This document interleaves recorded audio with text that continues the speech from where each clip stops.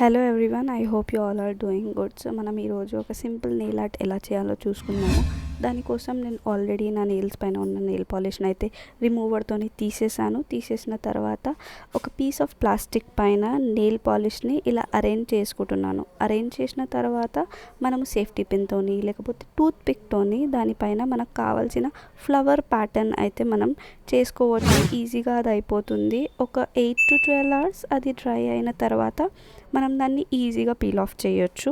దానికి ఈజీగా peel off చేసిన తర్వాత ఒక బేస్ నెయిల్ పాలిష్ పెట్టుకొని లేకపోతే ఒక ట్రాన్స్పరెంట్ నెయిల్ పాలిష్ పెట్టుకొని మనకి నెయిల్ పైన ఎలాంటి ప్యాటర్న్ కావాలనో అలా దాన్ని అరేంజ్ చేసేసి ఎక్స్ట్రా ఏదైతే ఉంటుందో దాన్ని చిన్న సిజర్స్తోని నేను కట్ చేసేసాను.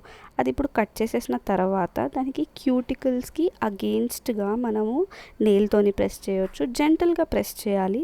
ప్రెస్ చేసిన తర్వాత we can also use a tooth పిక్తోని మన క్యూటికల్ గ్యాప్ ఏదైతే ఉంటుందో దానికి మధ్యలో మనం ఈజీగా అరేంజ్ చేసేస్తే అది పడిపోకుండా ఉంటుందన్నమాట. అది యూజువల్లీ పడిపోదు, ఎందుకంటే మనం దానికి బేస్ నెయిల్ పాలిష్ అనేది అప్లై చేసాము. చూడండి ఫైనల్ అవుట్పుట్ ఎంత బాగుందో. దానిపైన మనము ఒక ట్రాన్స్పరెంట్ నెయిల్ పాలిష్ పెట్టి వేరే నెయిల్స్ పైన ఏదైనా సింపుల్గా చేసేస్తే ఇంత బ్యూటిఫుల్ నెయిల్ ఆర్ట్ అనేది వచ్చేస్తుంది. So I hope you like this video. Follow for more.